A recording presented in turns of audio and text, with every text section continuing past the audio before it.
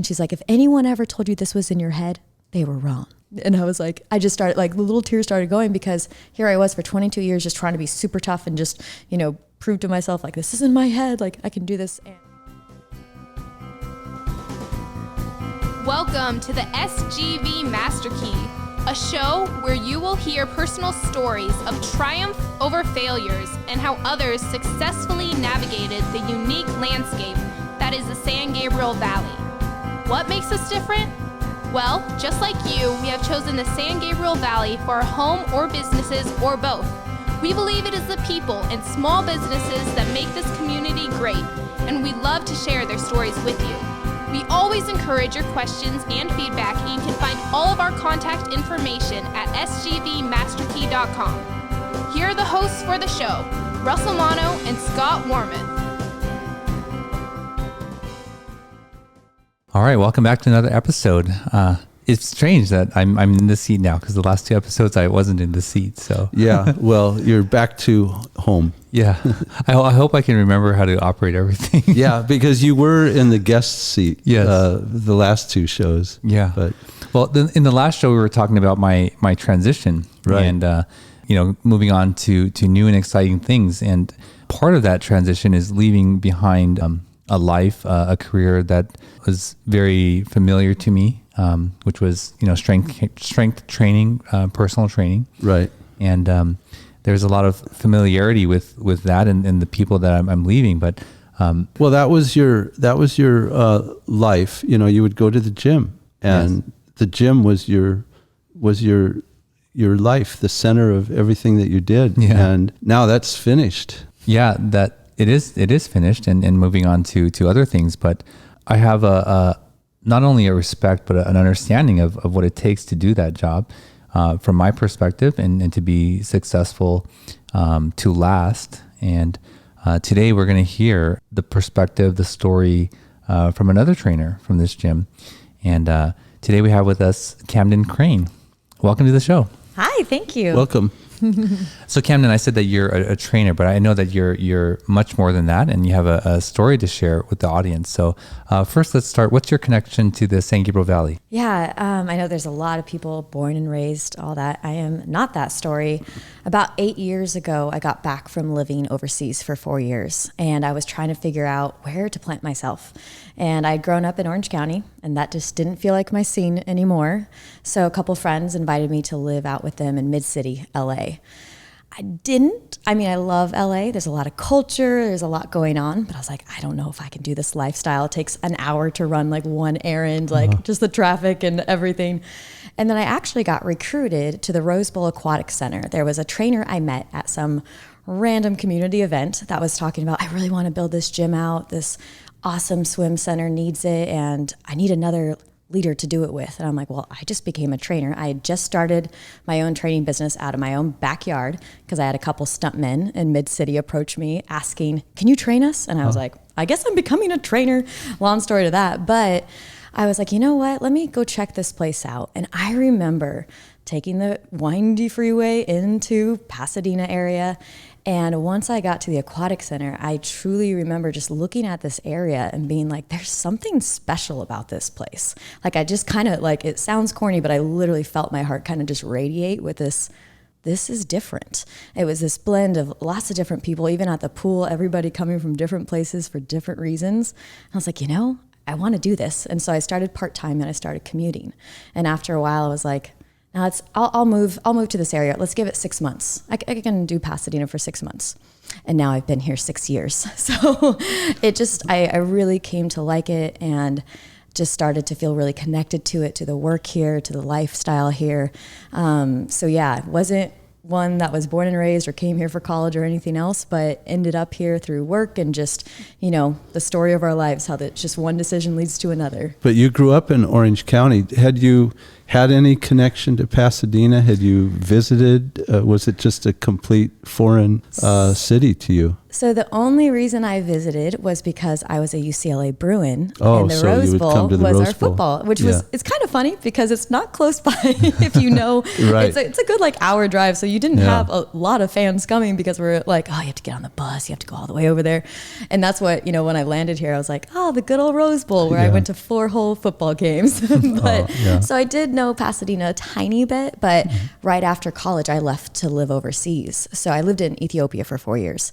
And so when I came back, it was still like everything was still fresh. I was trying to figure out life. So yeah, it was pretty, it was a new opportunity to live. I had never lived in this area, just LA for college, which college living is very different than actually living in the city. What was Ethiopia about? Yeah. So I was at college trying to figure out like what's next. I didn't know. I knew I had a deep desire to serve. I had spent most of my summers serving overseas, different places. Sometimes it was medical missions. Sometimes it was through a church, just different situations. And an opportunity came up to go serve with an orphanage. And I went out there originally thinking, once again, this is how life goes. 10 months. I'll go out there. I'll serve for 10 months. I'll see what impact I can make, all those things that you kind of naively think. And then I got over there and was just radically transformed by living in a new culture, and actually became friends with a group that was starting a project for street kids.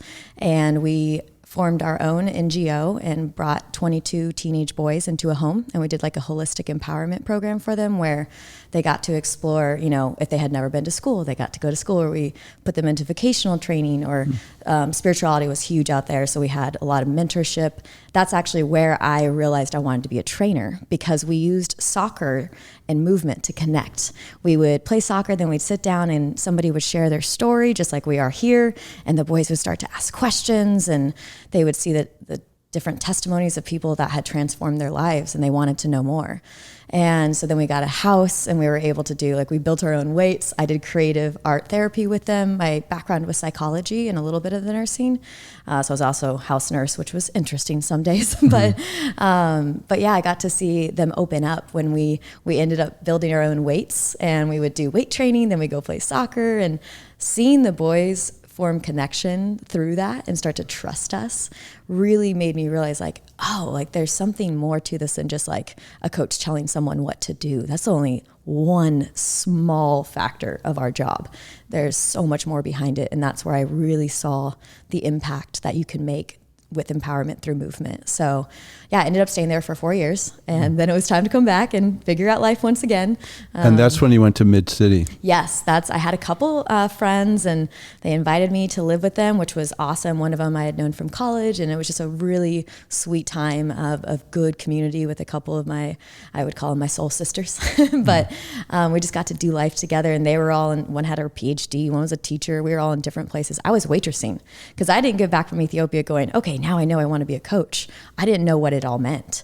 And I was waitressing and then working out at Gold's Gym, West Hollywood. And I had a couple different people start to approach me. They're like, your workouts are unique. You really seem to know what you're doing. Are you a trainer? I'm like, no, but should I be? It was just one of those things where I was like, wait a second.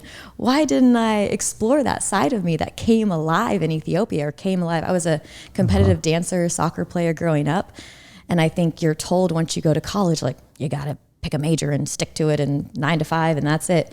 So I was really confused out in the world. So once I kind of started to open up that side of me, let's explore this, that's where I landed with, okay, let's get into this coaching thing. So, I've heard some of this story before, so I'm going to be interested in different aspects of it. But so let's rewind a little bit. What do you refer to yourself as in your career? That's a good question. If I were to tell someone, what do I do? Yes. I would say I'm a coach. Okay. Yeah. So I'm really excited about this. I just realized this now because, here's someone who's going to give an in-depth look at this life. And I think for the most part, the general public has their own idea of what a personal trainer is. And now you're going to get to see that there's so much more to that, right? There's a lot of depth in what we do. So anyways, so you refer to yourself as a coach. What do you enjoy most about that? Goodness, there are so many things. I really enjoy the connection with our, quote unquote clients, as we, officially call them. But as we know, they become much more than that. You get to form this bond. and you get to become such a integral part of this person's life where they're sharing very vulnerable things at times, what their struggles are. I've seen clients go through divorce, go through surgery, go through the loss of a child, and you get to be that person that steps in and encourages and shows unconditional support no matter what season they're in. It's not about that, oh, I have to get a perfect workout in every single time. It's, I'm there for you, and I always call it, I'm on your life team. I'm like, whatever life is thrown at you, that is what this is about. Like my philosophy is always obstacles make me stronger. And so when my clients are going through a hard time, I am right there walking alongside them. And that is a privilege to me when they invite me into that. So I love that aspect of my work, the mental side, the emotional side, the seeing people go through so many different things. I would think for good coaches, there's always a real bonding with your clients.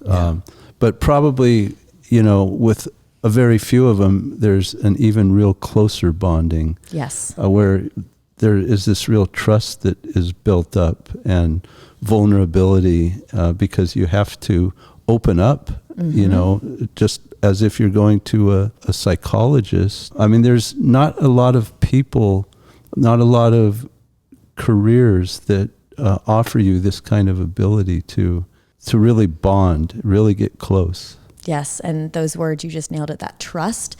And that's what I noticed when, going back to that Ethiopia side, where that's what kind of clicked for me once I realized, wait, coaching is so much, like, it's not just being a personal trainer, there's so much more to it. And that's what I started to see was, oh, I get to be this person where, like I said, my major was psychology, but someone's not walking in a room, sitting down and talking to me. You're forming that through this very open and almost comfortable setting in the sense of, okay, we're going to start with that workout. And then all of a sudden it's like each session more and more develops. And then you start to get to see and so much like life through that. And as the years go by, like, and I'm sure Russell would say, like, a lot of trainers at the gym we're at have had clients for 10 plus years. Like, can you imagine how much life there is that you have walked through that? And they have formed that trust with you because you're kind of this outside person. Like, they're not really afraid, like, oh, this person might go tell my best friend. I'm like, well, I'm not going to go tell anyone.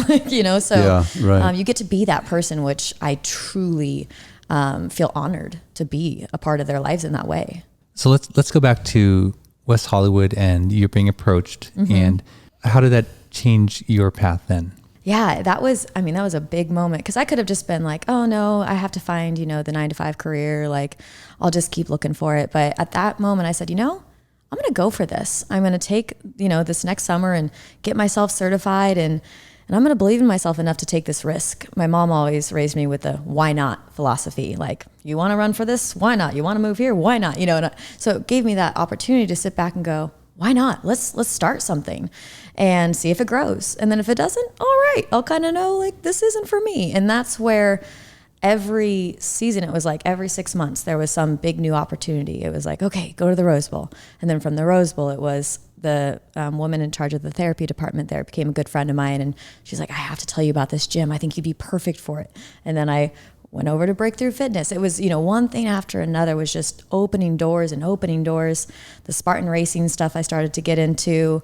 I became an optimized coach. Just like, as there's so many specialties out there. So you just keep getting developed. And that's as soon as I noticed, like, you can take this in any direction you want. That's what's so special about it too. You can go nutrition route. You can decide to become a sports psychologist with it if you go get those degrees. But there's just so much freedom in it. And that's what really helped me go, okay, I don't have to fit this box. I can go explore and be whatever shape I want to be. But it really opened me up to see, like, there's so much more than meets the eye with this, quote unquote personal training title. Yeah. Sure. Your mother was real important. I mean, to have that kind of philosophy, why not? And how do you feel about your mother and what has she done for you? Yeah, that's a great question. My parents were both very, like, influential in that way, and they both kind of forged their own trails too. But it's funny because I think at first there was always a little bit of concern that I could see from her, like, oh, is this going to work? Motherly, yes, like the motherly love, right?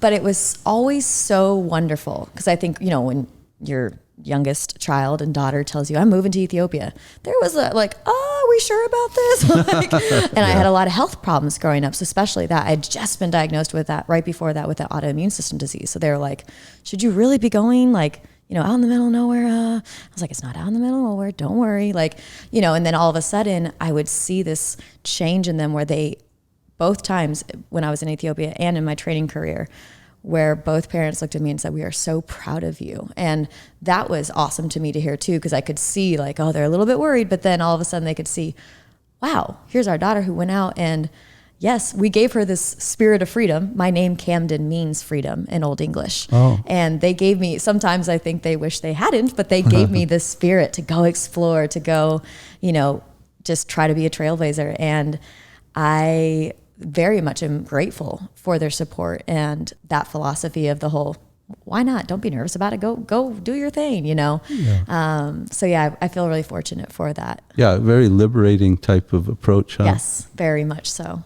You mentioned right now an autoimmune condition. Mm-hmm. Do you want to share more about that? Yeah. And that's, it's so interesting because as a coach, I think so many times people look at you and think, oh, there's nothing wrong with you're the pinnacle of health. You're the specimen, and that childhood of having a lot of different health issues. I was also diagnosed and re-diagnosed. They first said mixed connective tissue disease, which takes 4 different autoimmune system diseases and combines them together. So imagine trying to diagnose that. And I also, on top of it, had a chronic passing out syndrome.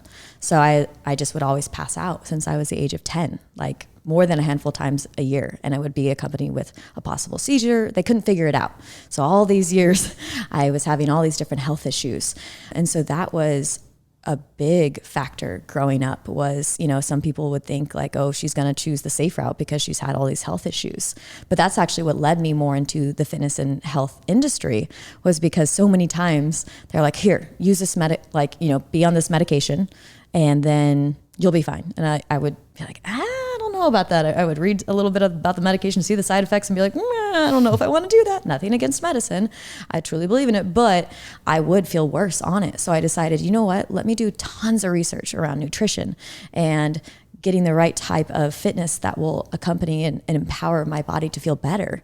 And so just took my 20s to really dig in and try to get my levels down so that the inflammation would leave. And I did. I was able to bring my levels down. So now it's they call it a borderline. They still track me. They still are always taking, my blood test to see how I'm doing and everything. But yeah, it has played a significant role in my journey, in my career, in my struggles and everything, because you do have to be also aware of the sensitivity of your system along that road. But I think it gives you a much deeper empathy for other people in different hardships with their health and their conditions and everything like that. So it reminds you not to judge a book by its cover ever. You never know what somebody is struggling with. Sure. So you went to Breakthrough Fitness. Mm-hmm. What happens next? So yeah, I was at Breakthrough for a couple of years. In total 5 years before the pandemic, or during the pandemic, it would have been my 5-year anniversary there. But at the same time, I was starting to kind of pull away a bit from the Roseville Aquatic Center. It was going through a different transition. They might be taking over to CrossFit. And I was like, that's not really my thing. So I started doing my own private training. One of my clients had a couple warehouses where one was being rented out as a dance studio. He's like, if you want to use this so you can start doing your own private training, go for it. I was like, you know what? Let's do this. Let's take these clients and let's go private with it. And I started to really love that because there's a bit of an independence with it, but I still kind of was still at certain gyms, and I got recruited for Equinox as well and was teaching group fitness along the way and just kind of figuring out which aspects I liked. And that's what I like about this job. You can be like, let's try group fitness. Like or dislike, let's try coaching young athletes, like, dislike. And you kind of figure it out as you go. And I wasn't someone that decided to just do one thing. I really explored a lot of different choices and have come to love many of them. But then that's where I was like, should I be more and more independent? Because it creates this liberation with, you get to create your own business and your own way of living. And that's where I started to do more and more of my private clients. And then when the pandemic hit, I was like, well, this is your opportunity. Let's just go completely independent. I was super grateful that I had such a great network during that time because my clients wanted to stay with me. And so even though gyms were shutting down, we were doing it. We were making it work, whether it was Zoom, whether it was in home, anything that we could do that was, both comfortable for them and myself. I also started a mentorship program for new trainers because new trainers were struggling the most. If you had just become a trainer right before the pandemic, you didn't have a network. You didn't have 20 clients to pull from and be like, at least I can try to keep 10 of these during the pandemic and make a living. And so I started what was called, or is called, Optimizing Trainer Mentorship. And I have a handful of trainers underneath me where I'm trying to empower and bring them up to be the best trainers and human beings that they can be. So that was also fun. It's just like every stage of it, you get to expand. And that's when I found Matador, the old owner at Breakthrough Fitness, just one of those links where he found out the owner was accepting, new people to come over there. And we did. And I walked into Matador and was like, yep, this is new home. It's just, I love the space there, the people and everything. What has been the fallout from the pandemic as far as the gyms and the personal training world? It's been big, and I'm sure Russell would say the same. It's been a little bit less on trainers that were independent before this. I think they were actually kind of in a better position because they already were doing their own thing. But either trainers, coaches, or group fitness instructors that were solely dependent on gyms, it was hard. So many gyms shut down during this time. Like Breakthrough, they had been working out together for 20 plus years. They also started in, a backyard, then in an alley, then in a basement. They were all over the place. And is it shuttered now? Are they closed? They're closed. The rent was way too high. So it's just, we kept going until we could, and we did Zoom. They're still doing Zoom. I still film for them every so often. It's an amazing community. I'm going to start doing pop-up classes. I'm going to call them Classes for a Cause, where every month we're going to have a class where I put on for a different type of cause to give back to, where all the profits will go towards that cause. And I'm going to pull from all those different groups because these people they miss their community. They miss that like, hey, are you doing any small group training? I'm like, I'm sorry guys, I'm not right now. And then that's where I was like, you know what? People want that community again. They want to come together, and they love to know that, there's a bigger purpose behind what they're doing too. So that's why I was like, you know what? Well, once a month we can do this together. There's been, I think, some gyms made it through. Some boutique gyms that were able to, like Stride Pasadena, they used their parking lot. And so it's a running and strength gym, and they were able to stay afloat. Gold's Gym, right down the street from Matador, closed, I think, the week the pandemic hit. They're like, nope, we're out. So it was decision-making time for a lot of gyms. But it'll be interesting in this next year to see, like, which ones kind of come back, which trainers decide, I'm going to stay independent. I think that LA Fitness out in Rolling Heights closed. I think so. Yeah, there's a lot of them that closed. Yeah. Like, I think any of the bigger ones that had branches where they're like, okay, this one's not making profit anyways. Yeah, they were borderline. The old Equinox hit me up like, hey, do you want to come back? And I was like, I'm going to stay independent right now. I love, these other gyms, and it's great. And maybe at some point I will find my way back into certain gyms, but there's a little bit of, like, going back to that theme of freedom that you get when you're independent. And to be honest, the community at Matador, I've only been there since January, and I love it there. I've got several different nicknames. I'm like, I'm making friends, hanging out with the other trainers, and there's no competition. And that's what I love too. There's no star trainer trying to take everybody into their group class and some trainer that's supposed to be the head of the show. Right. Like, it's just everybody kind of doing their thing. And I love that. And we inspire each other. And Joe, the owner of Matador, was a guest on our show. Yes, I saw that. Yeah, what show number was that? That was 10. So he's right in there. You're like, I know. So, go back and listen to that show too for some understanding about how he built this place that is so meaningful to you. Yes, exactly. And that's where I want to keep going here, So, yeah. Well, the energy is palpable, right? And can you imagine? So my energy is not like that. Every trainer is different, and you sort of match personality and different fits. But I'm curious. Sometimes I'll get a new client, and I'm like, wow, I haven't had a new client in a long time. I've got to start this over again. What is that like for you? Getting a new client? Yeah, it's so different because, these other clients that we've had for years, there's just this easy rapport. You're how they respond to things. And when you get a new client, which I got several new clients during the pandemic. I actually don't do any advertising. Mine's all through networking, referrals. And it's always that, let's see, I have a lot of energy. as you were just about to say earlier, I'm kind of bouncing off the walls and everything. And, but I always kind of, I know how to, approach the person a little tamed, like, all right, let's see what the energy is of this person. And I have to say, like, my youngest client, 8 years old, oldest, 82. And you meet them where they are. And then you start to learn about them. And with each session, I love seeing a little piece of them come out more, and really trying to, in that first session, meet them and then form that connection, and then show them how much you truly care. Because I do. I'm like, I want to see them reach their best. And so I think once they realize, like, oh, she really does want it. It's not some cookie cutter plan, that she's just going to give everyone. She cares about me. And so it's fun to watch each session, especially sometimes I have a couple of teenage athletes, and the boys are always a little bit shy at first. And then to see their personalities come out, and to see them be like, can we bench press today? I'm like, yes, we can, and then see these girls that start to open up. I had several high school seniors this last year that were really, struggling during the pandemic, and to hear more about their stories and what they were going through, and to get to be that person, because a lot of them, their parents at that age, they're not going to tell everything to them. And so I get to be that person. So I've had a lot of new clients this year, and was pretty amazed at the depth you can form, like, pretty quickly. But there is a little bit of the beginning, just like when you meet someone on a dance floor, like, okay, how are we going to turn? Are we turning this way? No. Oh, okay. No, we're not turning that way. We're going to turn, so there's a little bit of meeting someone and then growing that comfort and trust as you go. But it is different. Do you accept everybody?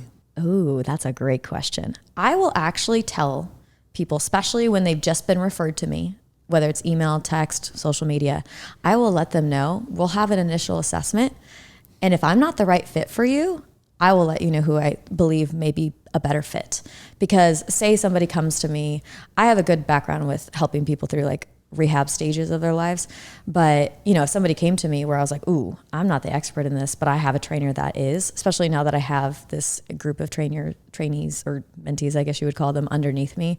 Like, if I'm like, oh, I actually think they'd be great for this person, I might do that. Or I've also learned to have boundaries with time slots, because when you're a new trainer, you say yes to everyone. I'll train you at 5 a.m. I'll train you at 7 p.m. And you're suddenly looking at your day. That's a long day. And so I think recently I've sadly had to turn down a couple of people I really wanted to train, but it was at hours I was like, I really don't want to go back to that lifestyle. I have certain parts of my day that are very ritualistic to me, and I want to keep that ritual alive so I don't burn out again. And so I think I have learned to have a better no, but also to be confident with, I might not know exactly how to approach this person, but do I want to take on that challenge and learn? Mm-hmm. So it's kind of finding, or I guess fine tuning, learning what your yes and no is. I see. Well, Camden, we ask each guest to bring an item with them. And what did you bring with you today? Yes. So it looks like a little, video camera. It looks like a little flat battery, and it's in this like little medical wrap, and there's 2 little other pods on it. And this is actually called a link. L-I-N-Q. Yes. You're about to say something. So I thought it was a face. It does. I realized that today when I picked it up, it looked like 2 eyes and a little face right there. I literally was like, oh, that's perfect for this actually. So the little guy is what it started with. The little flat battery is called a link. And like I mentioned earlier, I had a passing out syndrome since I was a young girl that no doctor could figure out. And they just kept especially because I looked like a young, fit, athletic type of, woman growing up, they're like, a couple doctors treated me like, you're just making this up. It's all in your head. And I'm like, why would I want to make this up, that I'm all of a sudden down on the floor and hitting things on my way?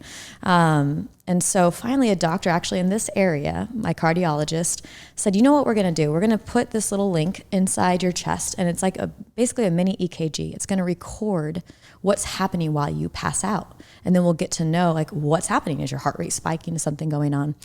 And they went to try to do it. They tried to put it in my chest. They're having a hard time. They're like, usually there's a little bit more fat around that area. So they were like really shoving. And I literally warned the staff. I said, I'm about to have an episode, because I can sometimes catch them. Sometimes I would not. I would just be gone. Other times I could catch myself and I could catch the episode. But you're awake? I'm awake. They're trying to do this? Yes, I'm awake. No twilight or anything. And so I pass out. I'm fully out. When I wake, I kid you not, every single doctor in that room wide-eyed, bushy tails, just staring at me like they had seen a ghost. And I'm like, hi. And they're like, you just flatlined for over a minute. Your heart completely stopped. Wow. You were done. Like we didn't know what was going on. I later even found out from the medical device rep, they didn't even know I was flatlining at first because their screens had gone off. They had gone in sleep mode. He caught it. The medical device rep was like, I started to look and I realized we don't have a heartbeat. She's gone. And this is what's happening to you. You were flatlining. Your heart would just stop when you got to 40 beats per minute. And the relief, because a nurse ran over and she's like, look at your chart. We had no beat. And she's like, if anyone ever told you this was in your head, they were wrong. And I was like, I just started, like the little tears started going because here I was for 22 years just trying to be super tough and just, prove to myself like, this is in my head, like I can do this. And they were like, you need a pacemaker, like now. And so literally 10 days later, I did get a pacemaker. And the two little pods above this link, the first pod was when they put a heart monitor on me when I was much younger. And this item for me, I have it right up on my board every morning. I do my meditation, my breathing practice, and I look up at it and it says, never give up, because so many times we need something to look at to remind us of those times that really shaped us, really formed us, and really showed us our resilience and our toughness. And the fact that, like I said earlier, obstacles do make us stronger, because through that, and even as we were talking about the vulnerability aspect and trusting clients, I was wearing a sling for a month after the pacemaker surgery. You can't move your arm. And my clients were like, you're not allowed to touch weights. I'm grabbing that for you. And there was this bond form too, where they're like, I get to help out my coach, but it was this whole story for me. I think a lot of times, people see my energy. I'm all over the place. And then they hear about like, wait, you have a pacemaker, you have an automated, you have all these weird things. And I'm like, yes. And that is why I tell so many people, like, we don't give up when we face hard things. So I have a personal interest in this story because I have a problem with I will need a pacemaker according to my doctor. Okay. Yeah. My heartbeat goes down to 40 or even lower. I don't know that it can get much lower, but anyway, I know it gets extremely, it's like, okay, the next step is death, right? Yeah. But so you have a pacemaker. And I understand there's different kinds of pacemakers, right? There's both different kinds, because recently a soccer player went down and he got one, and people were sending me articles. They're like, is this what you have? And I was like, well, actually it's a little bit different, because some of them help people that have too high of heart rates. Some of them give little shocks. Like it depends. Mine is actually regulating so that I don't go under. Right now it has it set so I don't go under 50 beats per minute, because that's where I start to have my kind of episodes. Wow. Did you get lightheaded? Oh, all the time. As a coach, I would literally, when I was teaching group classes, you're all over the place. You're on the mic, you're running around the room, and suddenly I would feel them coming on. So I would just kneel, but I would like pretend I was watching everybody's feet. I'm like, you guys, your rhythm is great, and I'm sitting there going, don't pass out, don't pass out. So it really was affecting. I told myself, this is just going to be your lifestyle. Then I was in Oregon having dinner with a couple friends, and I went to get something. And the next thing I know, I am down on the ground, hit my head on some bricks, and they're yelling, call the ambulance. And But you don't do that now, right? I don't do that now with the pacemaker. Yeah, no, boy, it totally, besides getting the vaccine, besides that, I have not passed out in the 3 years that I've had it. So I've been I feel so fortunate for that. They are still trying to figure out, I now have the opposite condition where I'm having too high of elevated, I'm tachycardiac. And so they just did another procedure on me 2 months ago called an ablation. And that's what these two are from, is my ablation procedures. But that also wasn't successful because of course I'm a unique case. So they're still trying to it's always a journey. And that's why I have to put that on there too, is it wasn't the, end all be all to solve all my health problems, but it's my reminder not to give up, and that our struggles are what make us who we are. Like I am such a firm believer in that, because even in romantic relationship, if they haven't gone through some conflict, I don't trust it yet. I'm like, let's see what happens when the going gets tough. So I'm like that with kind of a lot of things, probably almost too much so, but yeah, with heart stuff, it's serious. You got to really watch it. So I feel very fortunate to have had that cardiologist too, that really sat down and looked at us. And it's on a battery, right? So it will have to be replaced maybe in 10 years. I just got a text yesterday. I called the text Wonder Pulse. Okay. Modern technology is amazing. So it literally every 4 months sends me a text about how long my battery is going to last. Oh. So right now I'm at like 11 and a half years, because it all depends on how often you're using it. If you're constantly having to use it, the battery's going to run out sooner. Oh, but wow. yeah, so in 11 So years. you get text from your it's just it's literally, pacemaker? Yeah, I have a little monitor in my room and all that and stuff. you text back? Oh, sometimes I do. I'm always wondering. I'm like, can they respond? But they don't. You mentioned something there that you had passed out recently. Do you want to speak on that? Yeah, that was the vaccine. Unfortunately, I was one of those people that I hit my head. I went down. I got a concussion. Yeah, I was.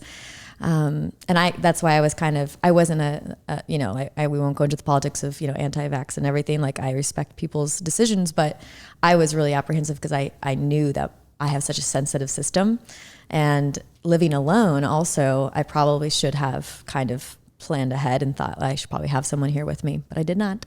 And yeah, I woke up in the middle of the night, just completely not myself, and unfortunately hit my head on the bathroom floor, and felt very fortunate. I actually had a friend lose a parent that way this last year.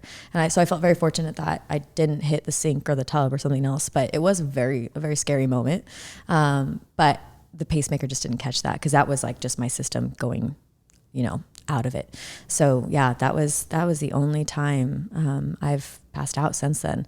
And after my ablation surgery, I did have dizziness return for a while, but now I feel much better. That was just kind of, once again, having a sensitive autoimmune system, system. I always just have to be aware of that, because I try to be really tough, and then I'm like, okay, reminder, you have a sensitive system.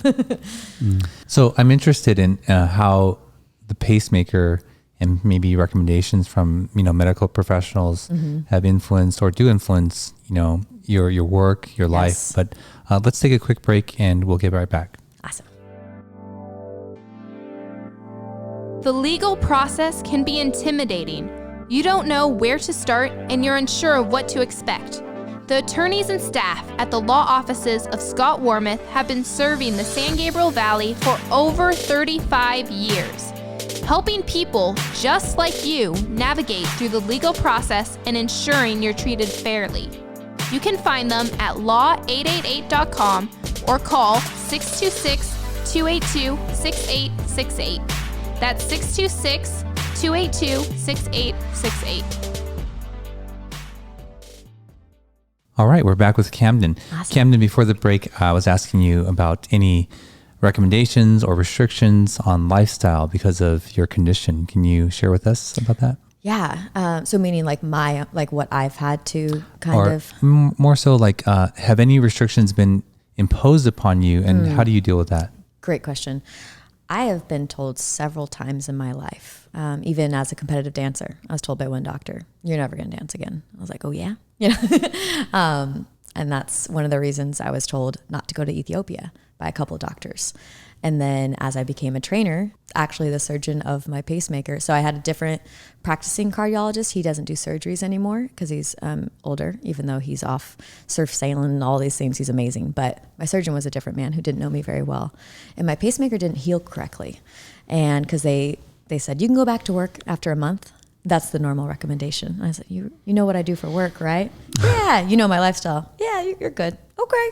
And then it was not healing right. I couldn't even wear a seatbelt. Everything just by touch hurt so badly. So I had to go back to the surgeon. He took one look at it. He's like, oh yeah, you pissed it off. And he's like, you shouldn't be a trainer. I was like, what? I shouldn't be a trainer because my pacemaker didn't heal right? Like, huh?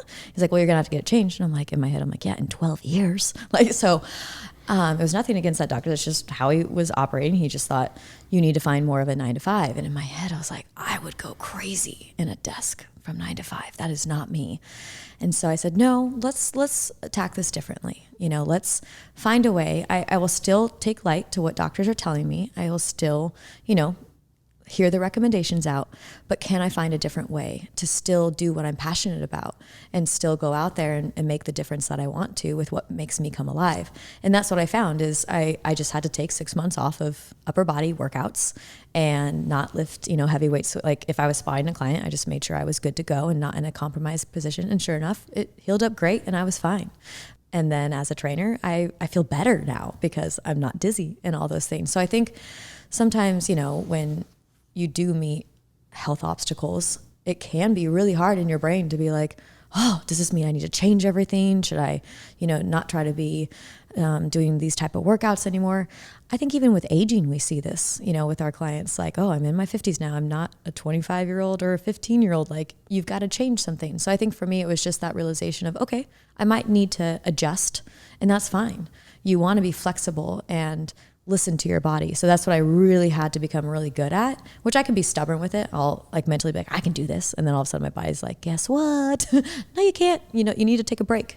And so that's what I have to really watch, is just making sure I get enough recovery and really prioritizing that. So if I get called the grandma of the group for having to go to bed earlier, I'm okay with that. I'm like, my sleep is important, So I think it's just learning your own boundaries and then not having to apologize for them, because then once people learn your story more, they're like, oh, I respect that. I'm like, thank you. So yeah, I think it's just learning to enjoy that ride as much as you can and not fight it. That's what I've learned. Yeah. That's interesting. I'm learning about you now. Like, when an obstacle comes before you, you immediately are searching for ways around. Mm-hmm. And so many people, they don't have that ability. They maybe just stop completely, or they become, dejected, right? Yes. Like they think that there is no hope or no way around. Mm-hmm. That's a pretty amazing quality in a person, but also like you have a story. And I know these stories, like, cause I have stories, maybe two major ones that I can share with clients to connect with, but your story, how much does that play? And when does that come into play with your clients? Like, when do you share this story with them? Great question. I think with every client of mine, it's been different. If they're coming to me in a very like hard place where they're like, listen, I just had this surgery, I just had this going on, it might be like pretty, quick into our relationship where I want to develop that connection with them to be like, hey, I've actually walked through that. And they're like, wait, really? I'm like, yeah, I had that same injury. And they're like, oh my goodness. And I'm like, yeah. And then I became an expert at like how to treat it. So I'm here for you. I feel you. I will help get you through this. And there's this instant like light up in their eyes of like, oh, she knows what this feels like. And then there's sometimes, where it doesn't come out right away. And once that client starts to go through something, whether it's personal, like they're talking about, a breakup or a hard, family or friend situation, I really want to listen always first. Like, I'm not going to just respond with my own story. I'll try to ask questions that I know, to me, I'm like, I would have wanted someone to ask me these questions. And then when I see the time is right, I'll be like, all right, let's, would you mind if I, shared my experience with this with you? And all of them, it's an immediate yes. Like, please tell me, like, how did you deal with this? What did you do? What was helpful during that time? And you can kind of feel it out, because some people aren't ready to hear things. Like, they just have to stay in that position for a little while. And I'm just going to be their cheerleader through it. And that's okay. Like, I understand that not everybody, like you just said, some people, they're going to see something and be like, okay, roadblock, I just have to stop. And so I try to give them that one piece of, well, what if we just tried to, do a little detour here? What do you think about this? And then, oh, I didn't think about that. So there's that process that happens that I want to help create. And I don't want to tell them, this is how you have to do it. This is the only way. It's like, no, let's figure out what your way is. That feels good and right and best to you. And I want to bring that out for you. I went through a process where I had to purge several clients, maybe even people in my life. Have you ever gotten rid of a client? Oh, that's a good question. Oh, are you thinking of getting rid of one? I'm like, ooh, who's going to be listening? No. I think you really do. And it's funny because I do share this with my mentees. There are clients that you feel light and bright and wonderful with. And there's other clients where sometimes you're like, ooh, we are not meeting like together on this. And we're kind of almost butting heads in a way. And every time I leave this session, I'm a little drained. Like, is this me? Is this them? It's just not a right fit. And you kind of have to stop and think about it. Like, is there something I need to change? And I've done that before. I'm like, okay, let me just try to listen more, or let me try to not give them as much direction and see how it goes. And then sometimes you just reach the end of the rope where you're like, I just don't think this is working out. And sometimes it's actually happened naturally for me. Like when I said, I went from Rose Bowl to this situation or this situation. And so I'm like, I'm actually leaving, peace out. Like there's that natural where I might just not share it. Or, some of my mentees have come to me and they're like, I'm having a really hard time with this certain client. And I'm like, well, ask yourself, do you want to keep working with them? Because there are ways out. And that's not a sign that anything's wrong with them. It's just, like we said earlier, it's not the right fit. And they might be better with a trainer that, works a little differently with them. So yes, that was a long-winded way to say, yes, I have. I don't know if you know Henry. Yes. Okay, so Henry is moving on to do other things. Yes, I just found that out like yesterday. I was on social media asking him about it. I was like, where have you been? So he had a client that almost everyone in the gym knew was very difficult, very difficult. And you felt bad for him. And and he gave me a ride to pick up my car. And I said, man, I feel so bad for you that you have to deal with him. And he said in the most positive way, he's like, oh no, it's okay. I want to work with him because it'll just make me better. Yes. And I was like, wow. Like he really believed that. Yeah. That always stood out to me. That's amazing. No. And that's the thing is like for some clients that might be, and I will say, I do have some where I'm like, I've decided to stick it out, in that philosophy, but I think that's a beautiful thing. And that's great for like, him. And another trainer might be like, no, I'm going to fill that with a different slot. And that's where it's also like, as coaches, we all have such different strengths and weaknesses, and that's where it's okay to be like, I'm going to be more of this type of coach, or I'm going to be, more of this type. But I think the biggest thing is that connection. If you're a trainer who has all this knowledge and wisdom, but then can't connect, you're not going to flourish in this industry, Sure. Absolutely. Well, you were a guest on another podcast of mine, and we don't have this particular segment. So I'm really excited to hear some of your favorite places in the San Gabriel Valley.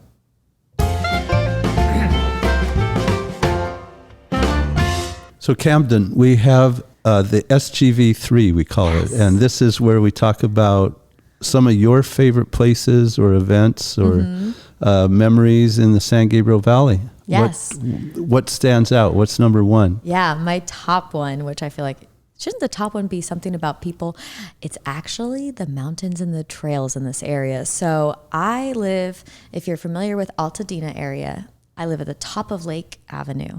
Well, yes. Russell and I will be there in about 20 minutes. That's what I heard. Yeah. And I'm like, that is awesome. And when every single time I drive up to my house, to have that backdrop, and like especially if the sun is setting and it's like a rose gold color, I'm like, but every morning, that's a part of my ritual. I wake up with my pup, my rescue Ace, and we take a nice, just easy 3-mile loop up in those mountains. And then on the weekends, I'll go up either the Angeles Crest and hit one of my favorite trails there, or go to just something easy behind JPL or Cherry Canyon. Like there's so many trails. And it's funny, I was very fortunate when I moved here. The boyfriend I had, his mom was a marathon runner and she was just everywhere. So they just introduced me to every trail, because all of a sudden locals would start to be like, where are these hikes you're going on? I'm like, how do you guys not know about these? Yeah, they're amazing. Right. And I would see people always go to the really popular ones where it's like, you've got herds of people. I'm like, I can't do that. I need quiet. I need peace. Yeah. And I just, in the morning, especially because the wildlife is still out. So it's like, coyotes, I've seen bears, I've seen bobcats, deers all the time. And I just love that connection with nature in this area. You don't get that like when, I've lived in LA and Orange County, and you don't have as much of that. You have some trails, but the mountains here are just gorgeous. So I feel very fortunate to live in this area for that reason. We are so lucky with that.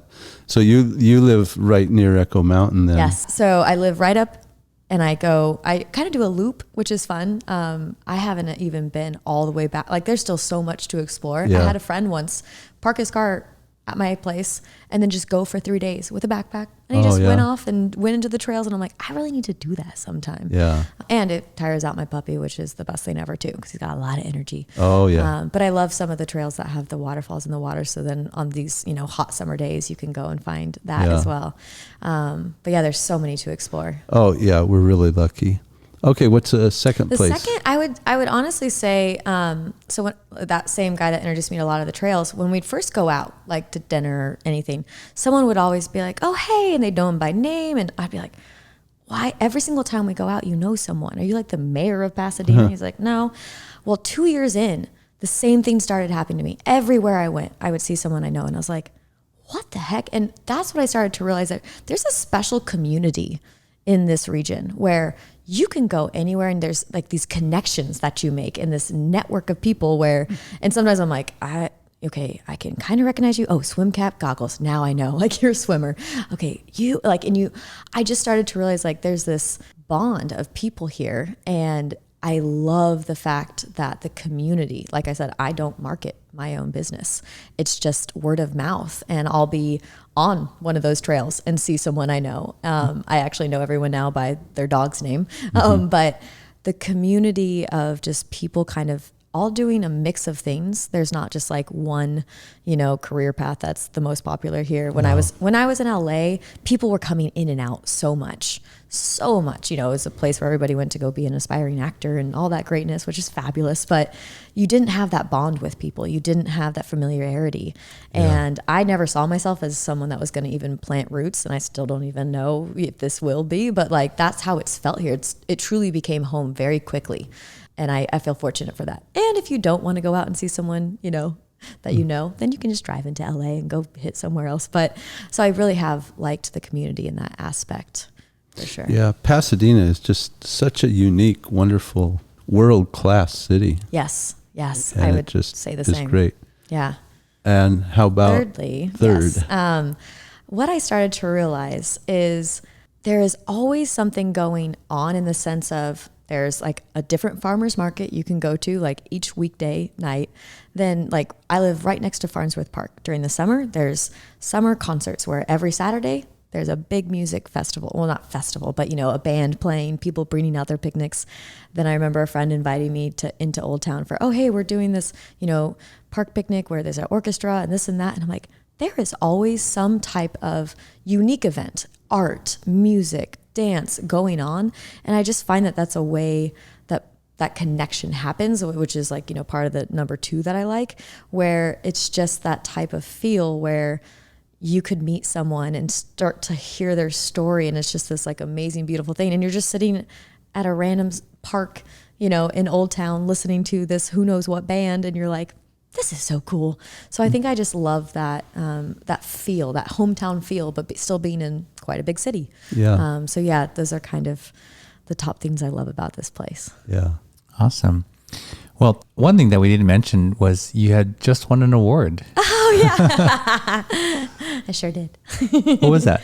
BOSU Fitness, who, if you don't know who BOSU is, it's a big fitness company. It's like, if you've ever seen, it's a hard surface on one side and then like one of those kind of like bouncy balls on one side, but they make a whole bunch of stuff, a lot of balance and core training. Great company, organization. I got trainer of the year.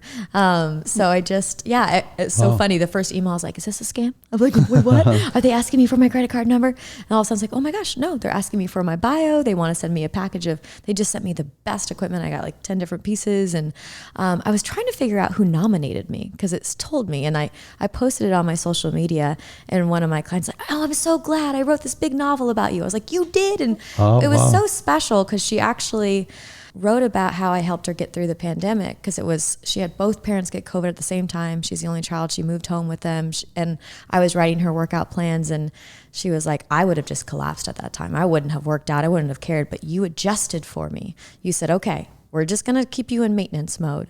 We're going to go lightweight. We only have a couple pieces of equipment. We can do this. And she said she wrote all about that. And I was like, I'm sure that struck out to them. But I just got goosebumps thinking about that, because that's what I would want to be honored for if it was like an award, is like helping someone get through that tough season. And that's what made it really special to me. Well, congratulations. Yeah. Thank you. Yeah, it was just fun. A wonderful, wonderful thing. Thank you. Yeah. So you're still in this, doing this work, and you have your mentorship program. Mm-hmm. What's next for you? Yeah, great question. Well, like I mentioned earlier, I will be doing the pop-up classes, which will be really fun. I'm trying to think I'm actually going to get on my social media this coming week and ask people what they want to give back towards, and start to do classes for that. They'll probably actually be at Matador on the weekends or something when it's quieter there. I also just started a fun project with my clients called What's Your Why? And I'm asking each client to share their story about why they work out. Because like, once again, it's often not about like, oh, I want to look like this. It's like, I want to feel like this, or I want to be this person. And then I'm just kind of creating like a good amount of people have reached out to me lately. They want to get into the Spartan racing, which is really fun. I'm a Spartan race specialist as well. And then I'm also an optimized coach, which that is growing, and that's a whole big other story. But we're developing this whole new app to help empower people's lives, and it's called Heroic, and that's going to launch this next year too, and I get to be a part of that, which I am thrilled about. I think that's going to reach just, the millions. But yeah, so personal training, starting the classes, what's your why, Spartan. I'm just trying to, I guess, do it all. And how can people reach you, Camden? Yeah, great question. Social media is easy. If somebody wants to reach out on Instagram, I'm Camden Crane _C3Fit, or they can just honestly send me an email, camdencrane@gmail.com. Super easy, straightforward. I'm a triple C, so lots of C's in there, but it also kind of stands for my holistic style of business. Awesome. That's great. Well, Camden, thank you so much for being on the show and sharing all those insights and stories with us in the audience. I'm glad to have learned a bit more about you. Yeah. Thank you. It's an honor. So great. Yeah, very nice to have that discussion and learn about the heart. And yes. Sure. How there's a lot of people that are probably sharing the same kind of like problem. Yep. And definitely to awaken them as to what they can do. Yes. Get out there. Go get empowered. Yeah. Yeah. And I would recommend, if you're in this area and if you want to train, I'd recommend Camden. I'm referring, several of my clients that I'm leaving a tour. So definitely check her out. Thank you for tuning in again.